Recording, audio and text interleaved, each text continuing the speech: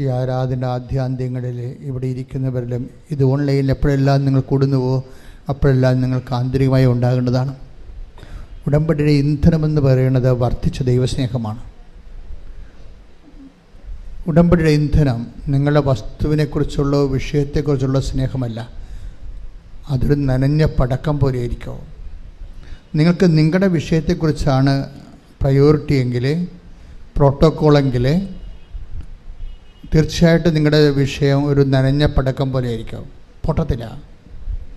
ഉടമ്പടിയുടെ ഇന്ധനമെന്ന് പറയുന്നത് ദൈവസ്നേഹമാണ്. ദൈവസ്നേഹം രണ്ടായിട്ട് മനുഷ്യരെ തിരിക്കും, സ്വജാതിയരെന്നും വിജാതിയരെന്നും. സുവിശേഷത്തിൽ നല്ല ജാതിയുണ്ട്, പക്ഷെ നിങ്ങൾ പറയുന്ന സമുദായ ജാതിയൊന്നുമല്ല, ദൈവത്തിൻ്റെ ജാതിയും ലോകത്തിൻ്റെ ജാതിയും. മനസ്സിലായില്ലേ? ലോകത്തിൻ്റെ ജാതി എന്ന് പറഞ്ഞ് ലോകത്തിൻ്റെ രണ്ട് തരം ജാതിയുണ്ട് സുവിശേഷത്തിൽ. അത് നമ്മൾ പറയുന്ന സമുദായത്തിൻ്റെ ജാതിയല്ല, പിന്നെന്താണ്? ദൈവത്തിൻ്റെ ജാതിയും പിന്നെന്താണ്? ലോകത്തിൻ്റെ ജാതിയും. ഇതിലെവിടെയാണ് നിങ്ങളെന്ന് തീരുമാനിച്ചാൽ മതി. ലോകത്തിൻ്റെ ജാതിയിലാണ് നിങ്ങളെങ്കിൽ നിങ്ങളുടെ വിഷയത്തിന് മാത്രം പ്രാധാന്യം കൊടുത്തുകൊണ്ട് ആയില്ലല്ലോ ഓഫ് ലെറ്റർ വന്നില്ലല്ലോ, വസ്തു വിൽക്കാൻ ആൾ വന്നില്ലല്ലോ, മക്കളെ കെട്ടിയില്ലല്ലോ, അവർക്ക് കുഞ്ഞുണ്ടായില്ലല്ലോ, ഇങ്ങനെ പറഞ്ഞുകൊണ്ട് അപരാധപ്പെട്ടുകൊണ്ടിരിക്കുന്ന ലോകത്തിൻ്റെ ജാതി. ദൈവത്തിൻ്റെ ജാതി എന്ന് പറഞ്ഞാൽ സ്വർഗത്തിന് വേണ്ടി ജീവിക്കവർ, ഉടമ്പടി സത്യസന്ധമായിട്ട് ചെയ്യുന്നവർ ദൈവമായിട്ടൊരു പ്രത്യേക റിലേഷനിലേക്ക് വരും. ദാറ്റ് മീൻസ് ഒരു സ്വകാര്യ റിലേഷൻസ്. നമുക്ക് ഇപ്പം നമ്മുടെ അമ്മയോട് നമുക്ക് എന്നാ വേണമെങ്കിലും പറയാമല്ലോ, എന്നാൽ ചുടുവെള്ളി തരം വേണമെങ്കിലും പറയാം, അല്ലേ? ആ ഒരു ബന്ധത്തിലേക്ക് വരും. ആർക്കാണ് മുതൽ മുടക്കാൻ കഴിയുന്നത്? ഈ വിജാതീയ സ്വജാതീയ പക്ഷങ്ങൾ ക്രിസ്തു ഉണ്ടാക്കിയതാണ്. ആരാണ് വിജാതിരെന്ന് ആരാണ് സ്വജാതിരെന്ന് ക്രിസ്തു പറയുന്നുണ്ട്.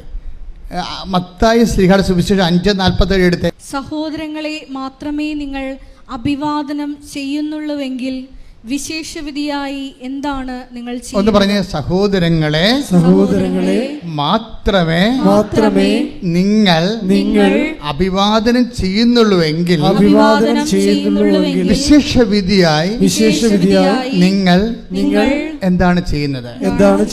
അപ്പൊ ദൈവം ചോദിക്കുന്ന ഒരു ക്വസ്റ്റ്യൻ ഇത്രയേ ഉള്ളൂ. എനിക്ക് വിശന്നു, നിങ്ങളെനിക്ക് ഭക്ഷണം തന്നു, ഞാൻ രോഗിയായിരുന്നു, നിങ്ങളെന്നെ സന്ദർശിച്ചു എന്നൊക്കെ പറയുന്ന ഒരു ഫണ്ടമെൻ്റൽ അൾട്ടിമേറ്റ് അന്ത്യവിധി ചോദ്യങ്ങളുണ്ട്. ആ ചോദ്യങ്ങളുടെ എല്ലാം ബേസായിട്ടൊരു മദർ ക്വസ്റ്റ്യൻ ഉണ്ട്. ആ മദർ ക്വസ്റ്റ്യൻ എന്താണ്? എവഞ്ചലി, അതായത് ബൈബിൾ ഉയർത്തുന്ന ഒരു മദർ ക്വസ്റ്റ്യൻ ഉണ്ട്. എന്താണത്? വിശേഷവിധിയായി പറഞ്ഞേ, വിശേഷവിധിയായി നിങ്ങൾ എന്താണ് ചെയ്യുന്നത്? എപ്പോഴും ഇൻട്രോസ്പെക്ട് ചെയ്യേണ്ട ഒരു സാധനമാണ്. നമ്മുടെ ഉള്ളിൽ ചോദിക്കേണ്ടത് മറ്റ് വിശേഷവിധിയായി നിങ്ങൾ എന്താണ് ചെയ്യുന്നത്? ഉടമ്പടിയുടെ ഒരു വിഷയം അതായത് ശ്രദ്ധിക്കട്ടെ. പരിശുദ്ധ പരമദിവ്യകാരുണ്യത്തിന് ആരാധനയും സ്തുതിയും പുകഴ്ചയും ഉണ്ടായിരിക്കട്ടെ. പരിശുദ്ധ പരമദിവ്യകാരുണ്യത്തിന് ആരാധനയും സ്തുതിയും പുകഴ്ചയും. നമ്മൾ ഇതിനോട് ചേർത്ത് വെക്കേണ്ട വചനമാണ്. അതായത് അതിൻ്റെ താഴെ തന്നെ പറഞ്ഞിട്ടുണ്ട്, ഇപ്പം വിശേഷവിധിയായി നിങ്ങൾ എന്താണ് ചെയ്യുന്നത് എന്ന് ചോദിച്ചിട്ട് എന്നാ പറയണത്? വിജാതീയരും അങ്ങനെ തന്നെ, take the word of god, വിജാതീയരും അത് തന്നെ ചെയ്യുന്നില്ലേ? അതാണ് പ്രശ്നം. അപ്പം ആരാണ് വിജാതീയര്? അതായത് വിശേഷവിധിയായി ആരെല്ലാം ചെയ്യുന്നില്ല അവരെല്ലാം വിജാതീയരാണ്. ബൈബിളിൻ്റെ ഒരു ലെവല് കണ്ടില്ലേ?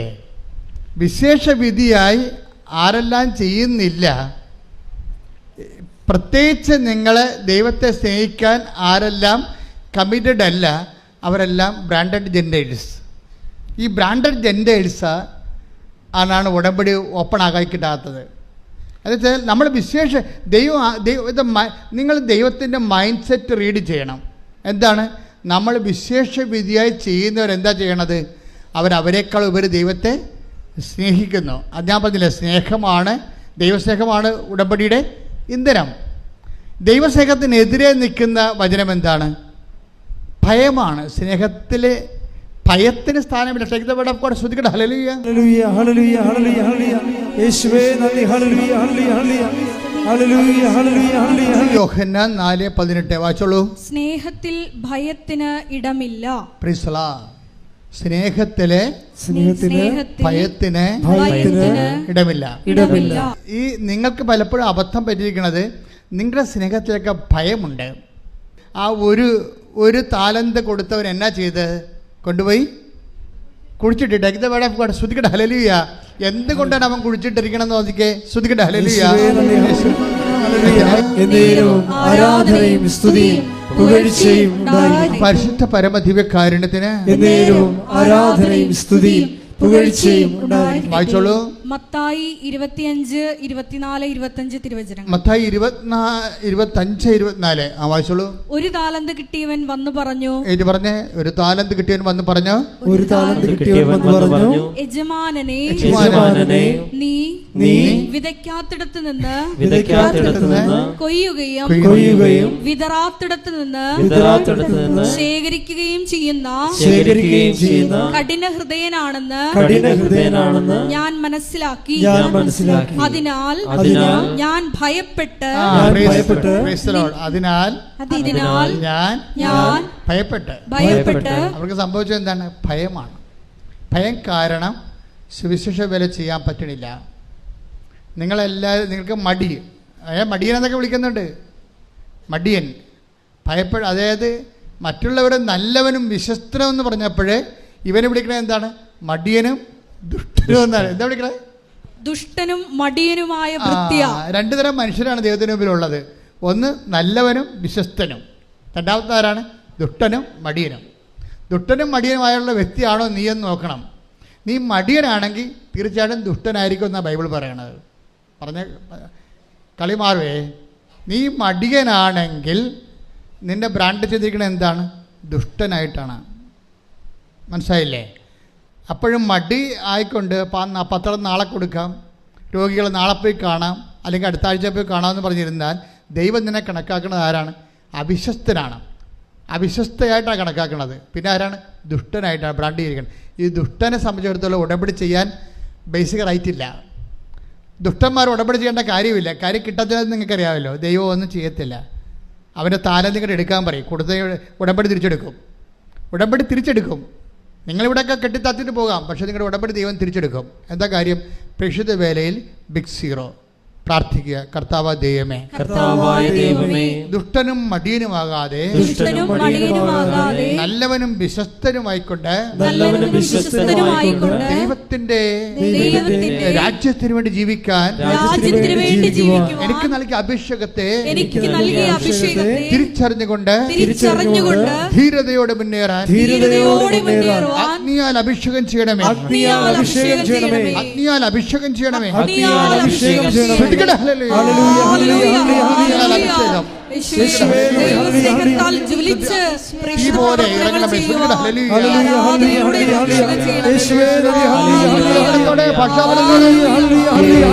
പരിശുദ്ധ പരമദിവ്യകാരുണ്യത്തിന് ആരാധനയും സ്തുതിയും പുകഴ്ചയും. പരിശുദ്ധ പരമദിവ്യകാരുണ്യത്തിന് ആരാധനയും സ്തുതിയും പുകഴ്ചയും. അപ്പൊ ദൈവ സ്നേഹത്തോടെ കൽപ്പിക്കപ്പെട്ടതിനേക്കാൾ കൂടുതൽ വിശേഷവിധിയായി ചെയ്യുന്നവരാണ് ഉടമ്പടി ക്രാക്കാക്കുന്നവർ, ഉടമ്പടി ഫയറാക്കുന്നവർ. ഇതിൻ്റെ ടെക്നോളജിയാണ്. ഇത് വളരെ ബുദ്ധിപൂർവ്വം നമ്മൾ ഇൻവെസ്റ്റ് ചെയ്യേണ്ട വിഷയമാണ്.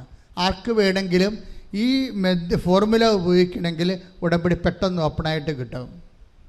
കാര്യം ഇത് ദൈവത്തിൻ്റെ മൈൻഡ് സെറ്റിലാണിത് വിഭാവന ചെയ്തിരിക്കുന്നത്. കവനൻ്റ് എന്ന് പറയുന്ന സങ്കല്പം.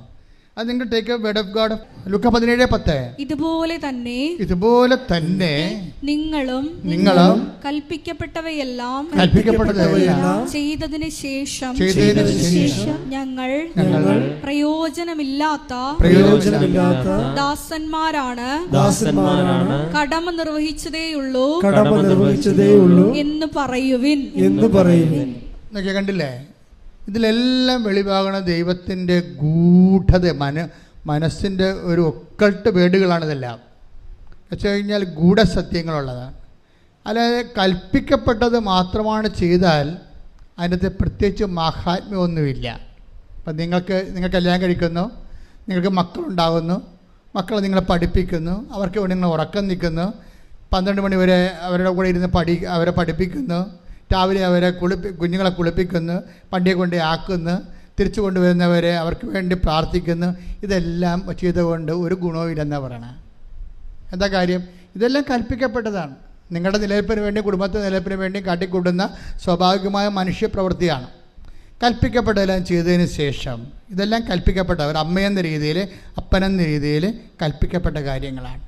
കൽപ്പിക്കപ്പെട്ട ആ നോർമലായിട്ടുള്ള കാര്യങ്ങൾ ചെയ്താൽ ഉടമ്പടി വർക്കൗട്ട് ചെയ്യത്തില്ല. നിങ്ങൾ ചോദിക്കും, ഞാൻ ഭർത്താവിനെ നോക്കണില്ലേ, എൻ്റെ കടമയല്ലേ അത്? ശരിയാണ്, കൽപ്പിക്കപ്പെട്ടതാണത്. എൻ്റെ ഭർത്താവിനെ കിടപ്പ് രോഗിയല്ലേ, അപ്പോൾ ഞാൻ നോക്കുന്നില്ലേ? ഞാൻ തന്നെ വേലയെടുത്ത് കൊണ്ടുവന്ന് ഭർത്താവിന് ഭക്ഷണം കൊടുക്കണില്ലേ, മരുന്നിന് കൊടുക്കണില്ലേ, എല്ലാം ഞാൻ ചെയ്യണില്ലേ? നിങ്ങൾക്ക് ബാർഗെയിൻ ചെയ്യാൻ പറ്റത്തില്ല. കാര്യം ഇതെല്ലാം കൽപ്പിക്കപ്പെട്ടതാണ്. ഇതെല്ലാം ക്രിസ്തുവിൻ്റെ പേരിലാണ് നിങ്ങൾ ചെയ്യണമെങ്കിൽ റീഫണ്ട് ചെയ്യും. വേറെ നിങ്ങൾ ആ ഭർത്താവ് എഴുന്നേറ്റ് വന്നിട്ട് നിങ്ങളുടെ വീട്ടിൽ ജോലി ചെയ്യാം, നിങ്ങൾക്ക് കുറച്ചുകൂടി ആശ്വാസം ഉണ്ടാവുമെന്ന് പറഞ്ഞാൽ അത് നിങ്ങളുടെ പേരിലായിപ്പോവും. മനസ്സിലായില്ലേ? ഇത് അതായത് ബ്ലെസ്സിങ് ആൻഡ് ഗ്രേസ് വ്യത്യാസമുണ്ട്. ഗ്രേസ് എന്ന് പറയണത് ക്രിസ്തുവിൽ നിന്നുണ്ടായതാണ്. നിങ്ങൾക്കറിയാമല്ലോ ഗ്രേസിൻ്റെ കാര്യം. അനുഗ്രഹം ദൈവം ആദ്യം മനുഷ്യനെ സൃഷ്ടിച്ചപ്പോൾ തന്നെ ഉണ്ടായതാണ് അനുഗ്രഹം. അതിനുവേണ്ടി എക്സ്ട്രാ ആയിട്ട് ആരും വർക്ക് ചെയ്യേണ്ട കാര്യമില്ല. അത് ആർക്കും കിട്ടും, നിരീശ്വരവാദിക്കും അനുഗ്രഹം കിട്ടും. അവൻ ജനിച്ചു പോയില്ലേ, അപ്പോൾ ജനിച്ചപ്പോൾ ദൈവം അതിൻ്റെ ഉത്തരവാദിത്വം ഏറ്റെടുത്തുകൊണ്ട് അവന് ബുദ്ധി കൊടുത്തിട്ടുണ്ട്, കഴിവ് കൊടുത്തിട്ടുണ്ട്, എല്ലാ കഴിവും കൊടുത്തിട്ടുണ്ട്, ഒരു കുഴപ്പമില്ല. പക്ഷേ കൃപ എന്ന് പറയണത് വേറെയാണ്. കൃപ എന്ന് പറയുന്നത് പവർ ഓഫ് ഗോഡാണ്. അത് ക്രിസ്തു വഴി ഉണ്ടായതാണ്. അതെപ്പോഴും നാം മനസ്സിലാക്കണം. കാരണം ക്രിസ്തു വഴി എങ്ങനെയാണ് ഉണ്ടായത്? ക്രിസ്തു വഴി ഉണ്ടായെന്ന് പറഞ്ഞാൽ എന്താണ്? കൃപയും സത്യവുമാകട്ടെ, പറഞ്ഞ കൃപയും സത്യവുമാകട്ടെ, കൃപയും സത്യവുമാകട്ടെ യേശു ക്രിസ്തു വഴി ഉണ്ടായി. യേശു ക്രിസ്തു വഴി ഉണ്ടായി. അപ്പൊ യേശു ക്രിസ്തു വഴി ഉണ്ടായതാണ് കൃപ. എങ്ങനെയാണ് ഉണ്ടായത്? അതെപ്പോഴും ഉണ്ടായത് 12:18 അനുസരിച്ചുകൊണ്ടാണ്. ഏത്? മത്തായിയുടെ സുവിശേഷം. ശ്രുതിക്കട്ടെ ഹല്ലേലൂയ, ഹല്ലേലൂയ, ഹല്ലേലൂയ, ഹല്ലേലൂയ, ഹല്ലേലൂയ. യേശുവേ നന്ദി, ഹല്ലേലൂയ. മത്തായി 12:18. മത്തായി 12:18. ഇതാ ഞാൻ തിരഞ്ഞെടുത്ത എന്റെ ദാസൻ. പറഞ്ഞ ഇതാ ഞാൻ തിരഞ്ഞെടുത്ത, ഇതാ ഞാൻ തിരഞ്ഞെടുത്ത എന്റെ ദാസൻ, എന്റെ ദാസൻ, എന്റെ ആത്മാവ് പ്രസാദിച്ച, എന്റെ ആത്മാവ് പ്രസാദിച്ച എന്റെ പ്രിയപ്പെട്ടവൻ, എന്റെ പ്രിയപ്പെട്ടവൻ, ഞാൻ അവന്റെ മേൽ എന്റെ ആത്മാവിനെ അയക്കും. എന്റെ ആത്മാവിനെ. പിതാവിന്റെ ആത്മാവിന്റെ പ്രസാദം കിട്ടിയ ആളാണ് ക്രിസ്തു. അതിനാണ് കൃപയെന്ന് പറയുന്നത്. ക്രിസ്തുവിന് അത് എങ്ങനെയാണ് കിട്ടിയത്? അത് ഫിലിപ്പിയർ 2:6 അനുസരിച്ച് കിട്ടിയതാണ്. എന്താണ്? അവൻ പ്രകൃത്യാ ദൈവമായിരിക്കവേ ദൈവത്തോടുള്ള സമാനത മുറുകെ പിടിക്കേണ്ട കാര്യമായി പരിഗണിക്കാതെ അവൻ ദാസ്യനായി മരണത്തോളവും കുരിശുമരണത്തോളവും തന്നെ താഴ്ത്തി. അതിനാൽ ദൈവം അത്യധികം അവനെ ഉയർത്തി. അങ്ങനെ അത്യധികം ഉയർത്തുന്ന പ്രോസസ്സിനാണ് കൃപയെന്ന് പറയണത്. കൃപ അവൻ്റെ നാമത്തിൻ്റെ തൽഭവമോ തത്സമവുമായി. അതുകൊണ്ട് അവൻ്റെ നാമത്തെ മഹത്വപ്പെടുത്തിയാൽ ഓട്ടോമാറ്റിക്കായിട്ട് കൃപ നമ്മളിലേക്ക് വഴിഞ്ഞൊഴുകും. നമ്മൾ ചെയ്യുന്ന എല്ലാ സൽപ്രവൃത്തികളും, കൃപാപര പ്രവൃത്തികളും, പ്രേക്ഷിത പ്രവർത്തനങ്ങളും ഈശോയുടെ നാമത്തെ മഹത്വപ്പെടുത്തിക്കൊണ്ട് കൃപ ആർജിക്കാൻ വേണ്ടിയുള്ള ദൈവത്തിന്റെ സംവിധാനത്തിന്റെ ഭാഗമാണ്. കൈയടിച്ച് കർത്താവ്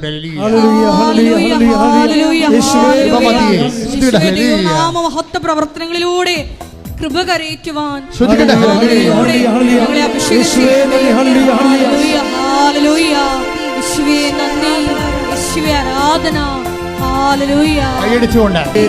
ആരാധനയും സ്തുതിയും പുകഴ്ചയും Take the word of God.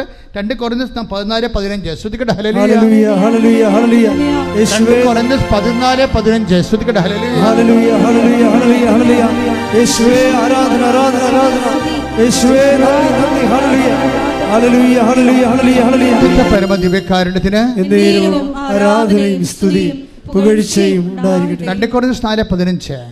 അങ്ങനെ കൂടുതൽ കൂടുതൽ ആളുകളിൽ കൃപ സമൃദ്ധമാകുന്നത് വഴി. പറഞ്ഞേ, അങ്ങനെ കൂടുതൽ കൂടുതൽ കൂടുതൽ കൂടുതൽ ആളുകളിൽ കൃപ സമൃദ്ധം ആകുന്നത് വഴി ദൈവമഹത്വത്തിന് കൂടുതൽ കൃതജ്ഞത അർപ്പിക്കപ്പെടുന്നു. ഇതൊരു പ്രോസസ്സാണ്. കൃപ പരക്കാനാണ്, ലോകം മുഴുവനും പരക്കുകയാണ്. അതെങ്ങനെയാണ്? കൂടുതൽ ആളുകളിലേക്ക് കൃപ സ്വീകരിച്ചവരെ കൃപ കൈമാറുകയാണ് ചെയ്യണത്. കൃപ സ്വീകരിച്ചവർ കൃപ കൈമാറുകയാണ് ചെയ്യണമെന്ന് പറയുമ്പോൾ 2 Corinthians 4:15. കൃപ സ്വീകരിച്ചവർ നിങ്ങളെല്ലാവരും ഉടമ്പടിയിലൂടെ എന്താ ചെയ്യണത്? എന്താ സ്വീകരിക്കണത്? കൃപയാണ് സ്വീകരിക്കണത്. അല്ലാതെ മാളെ കെട്ടിച്ച് കൊച്ചുണ്ടായി വീട് കിട്ടുമെന്നൊക്കെ പറയരുത്. അതൊക്കെ ഇതിൻ്റെ കൃപയുടെ ഇഫക്റ്റായിട്ട് ബ്ലെസ്സിങ്സ് ആൻഡ് ഫിസിക്കൽ ഫേവേഴ്സാണ്. കൃപ എന്ന് പറഞ്ഞാൽ ദൈവത്തിൻ്റെ ശക്തിയാണ് സ്വീകരിക്കുന്നത്. ദൈവത്തിൻ്റെ ശക്തി നേരിട്ട് സ്വീകരിക്കാനുള്ള ദൈവിക സംവിധാനത്തിൻ്റെ പേരാണ് കവനൻ്റ് ഉടമ്പടി. കൈയടിച്ച് കർത്താവ് ചേർത്ത് വെക്കാവുന്ന പഠിക്കേണ്ട വചനമാണ് റോമ 15:16. ടേക്ക് ദ ബെഡ് ഓഫ് റോമ 15:16. ശ്രദ്ധിക്കട്ടെ. റോമ 15:16. ദൈവത്തിന്റെ കൃപ, പറഞ്ഞ ദൈവത്തിന്റെ കൃപ, ദൈവത്തിന്റെ കൃപ എന്നെ വിജാതിയർക്ക് വേണ്ടി യേശുക്രിസ്തുവിന്റെ ശുശ്രൂഷകനാക്കിയിരിക്കുകയാണല്ലോ. Price the Lord. അപ്പൊ കൃപ എന്താ ചെയ്യണത്? പൗലോസ് അപ്പോസ്തലൻ പറയുന്ന കാര്യമാണിത്. അതായത് ദൈവത്തിന്റെ കൃപ എനിക്ക് ലഭിച്ചിരിക്കുന്നത് എന്തിനാണ്?